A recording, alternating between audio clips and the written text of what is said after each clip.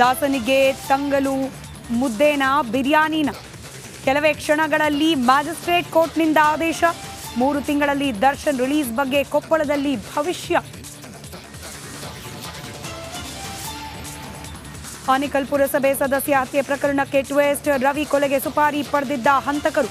9 ಮಂದಿ ವಿರುದ್ಧ ಎಫ್ಐಆರ್.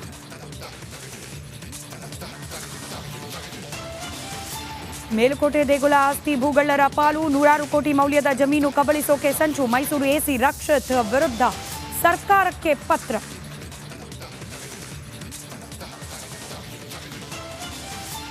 ಚಿರೂರು ಗುಡ್ಡ ಕುಸಿತ ಸ್ಥಳದಲ್ಲಿ ಶೋಧ. ರಿಪಬ್ಲಿಕ್ ಕನ್ನಡಕ್ಕೆ ಕಾರ್ಯಾಚರಣೆಯ ಎಕ್ಸ್ಕ್ಲೂಸಿವ್ ದೃಶ್ಯ ಲಭ್ಯ. ಅರ್ಜುನ್ ಬದುಕಿ ಬರಲಿ, ಕೇರಳ ಶಾಸಕರ ಪ್ರಾರ್ಥನೆ.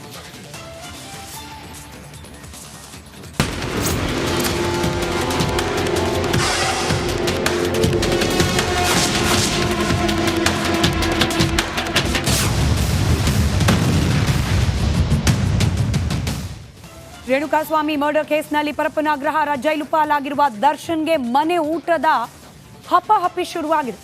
ಮನೆ ಊಟಕ್ಕೆ ಅವಕಾಶ ಕೊಡಿ ಅಂತ ಕೇಳ್ತಾ ಕೋರ್ಟ್ನ ಮೊರೆ ಹೋಗಿದ್ದಾರೆ ದರ್ಶನ್ ಪರ ವಕೀಲರು. ಈಗ ದರ್ಶನ್ಗೆ ಮನೆ ಊಟನ ಅಥವಾ ಜೈಲಿನಲ್ಲಿ ಸಿಗುವ ತಂಗಳು ಮುದ್ದೇನಾ ಅನ್ನೋದರ ತೀರ್ಪು ಇನ್ನೇನು ಕೆಲವೇ ಕ್ಷಣಗಳಲ್ಲಿ ಹೊರಬೀಳಲಿದೆ. ದೇಹದ ತೂಕ ಕಡಿಮೆ ಆಗ್ತಾ ಇದೆ. ಜೈಲಿನಲ್ಲಿ ಕೊಡುವ ಊಟದಲ್ಲಿ ಪ್ರೋಟೀನ್ ಅಂಶ ಕಡಿಮೆ ಇದೆ. ಇದರಿಂದಾಗಿ ದೇಹದ ತೂಕ ಒಂದೇ ತಿಂಗಳಲ್ಲಿ 10 kg ಇಳಿದು ಹೋಗಿದೆ. ಹೀಗಾಗಿ ಮನೆ ಊಟಕ್ಕೆ ಅವಕಾಶ ಕೊಡಿ ಅಂತ ಹೇಳಿ ಜೈಲಿನ ಅಧಿಕಾರಿಗಳ ಮುಂದೆ ಅಳಲನ್ನ ತೋಡ್ಕೊಂಡಿದ್ದಾರೆ ದರ್ಶನ್. ಮ್ಯಾಜಿಸ್ಟ್ರೇಟ್ ಕೋರ್ಟ್ ಮೊರೆ ಹೋಗಿದ್ದಾರೆ ದರ್ಶನ್ ಪರ ವಕೀಲರು. ಕೆಲವೇ ಕ್ಷಣಗಳಲ್ಲಿ ಮ್ಯಾಜಿಸ್ಟ್ರೇಟ್ ಕೋರ್ಟ್ ಈ ಸಂಬಂಧ ತನ್ನ ಆದೇಶವನ್ನ ಪ್ರಕಟ ಮಾಡಲಿದೆ. ಜಗ್ಗುದಾದಾಗೆ ತಂಗಳು ಮುದ್ದೇನಾ ಬಿರಿಯಾನಿನ ಅನ್ನೋದು ಇನ್ನೇನು ಕೆಲವೇ ಹೊತ್ತಿನಲ್ಲಿ ಗೊತ್ತಾಗುತ್ತೆ. ಮತ್ತಷ್ಟು ಡೀಟೇಲ್ಸ್ ನಮ್ಮ ಪ್ರತಿನಿಧಿ ನಾಗರಾಜ್ ನೀಡ್ತಾ ಹೋಗ್ತಾರೆ. ನಾಗರಾಜ್, ಪ್ರೋಟೀನ್ ಅಂಶ ಕಡಿಮೆ, ಮನೆ ಊಟ ಬೇಕು, ಆದರೆ ಕೋರ್ಟ್ನಲ್ಲಿ ತೀರ್ಮಾನ ಆಗಬೇಕು ದರ್ಶನ್ ಮುಂದೆ ಏನು ತಿನ್ನಬೇಕು ಅನ್ನೋ ವಿಚಾರ. ಎಷ್ಟೊತ್ತಿಗೆ ತೀರ್ಪು ಪ್ರಕಟ ಆಗೋ ಸಾಧ್ಯತೆ? ಇವತ್ತೇ ನಿರ್ಧಾರ ಆಗುತ್ತಾ?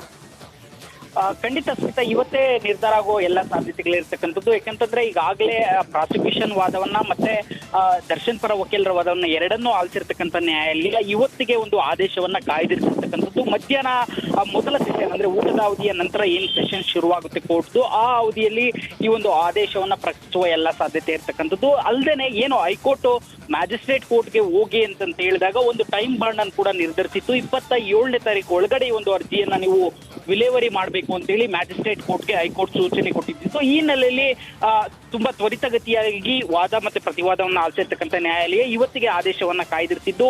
ಇನ್ನೇನು ಕೆಲವೇ ಹೊತ್ತಿನಲ್ಲಿ ಅಂದ್ರೆ ಒಂದು 3 ಗಂಟೆ ಒಳಗಾಗಿ ಒಂದು ಆದೇಶ ಪ್ರಕಟ ಆಗೋ ಸಾಧ್ಯತೆ ಇರ್ತಕ್ಕಂಥದ್ದು. ಈ ಅವಧಿಯಲ್ಲಿ ದರ್ಶನ್ ಅವರಿಗೆ ಏನು ಮನೆ ಊಟ ಕೊಡ್ಬೇಕಾ ಅಥವಾ ಜೈಲ್ ಮೆನು ಪ್ರಕಾರ ಏನಿದೆ ಅದನ್ನೇ ಮುಂದುವರಿಸಬೇಕಾ ಅನ್ನೋದ್ರ ಬಗ್ಗೆ ತೀರ್ಮಾನ ಆಗುವಂಥದ್ದು. ಸ್ಮಿತಾ, ರೈಟ್, ಧನ್ಯವಾದ ನಾಗರಾಜ್ ಮಾಹಿತಿಗಾಗಿ.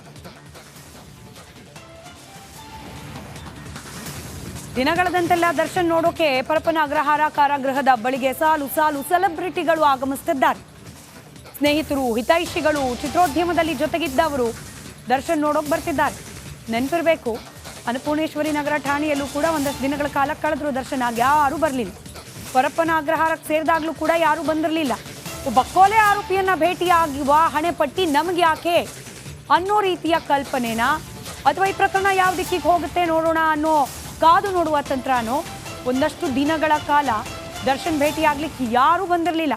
ಈಗ ಒಬ್ಬೊಬ್ಬರೇ ಜೈಲಿನತ್ತ ಮುಖ ಮಾಡ್ತಿದ್ದಾರೆ. ಸಾಧು ಕೋಕಿಲ ಮೊನ್ನೆ ಬಂದಿದ್ರು, ಅವಕಾಶ ಸಿಗ್ಲಿಲ್ಲ, ಇವತ್ತು ಮತ್ತೆ ಬಂದಿದ್ದಾರೆ. ಅವರ ಜೊತೆಯಲ್ಲೇ ಹಾಸ್ಯ ನಟ ಆಪ್ತ ಸಚ್ಚಿದಾನಂದ್, ನಿರ್ಮಾಪಕ ರಾಮಮೂರ್ತಿ ಸೆಂಟ್ರಲ್ ಜೈಲ್ ಬಳಿಗೆ ಬಂದು ಕಾಯ್ತಾ ಇದ್ದಾರೆ ಅವಕಾಶಕ್ಕೋಸ್ಕರ. ಮತ್ತಷ್ಟು ಡೀಟೇಲ್ಸ್ ನಮ್ಮ ಪ್ರತಿನಿಧಿ ನವೀನ್ ನೀಡ್ತಾ ಹೋಗ್ತಾರೆ, ದೂರವಾಣಿ ಸಂಪರ್ಕದಲ್ಲಿದ್ದಾರೆ. ನವೀನ್, ಗಮನಿಸ್ತಾ ಇದ್ವಿ ಸರಿಸುಮಾರು 1 ತಿಂಗಳ ಕಾಲ ಯಾರು ಬರ್ತಿರ್ಲಿಲ್ಲ. ದರ್ಶನ್ ಇದ್ದಾರೆ ಅನ್ನೋದು ಗೊತ್ತಿದ್ರು ಗೊತ್ತಿಲ್ಲದವರಂತಿದ್ರು. ಕೊಲೆ ಆರೋಪಿ ಸಹವಾಸ ನಮ್ಗೆ ಯಾಕೆ ಅನ್ನೋ ರೀತಿಯಲ್ಲೋ ಅಥವಾ ಕಾದ್ ನೋಡೋಣ ಅನ್ನೋ ಆಂಗಲ್ ಅಲ್ಲೋ ಈಗ ಒಬ್ಬರ ಬೆನ್ ಹಿಂದೆ ಒಬ್ಬರು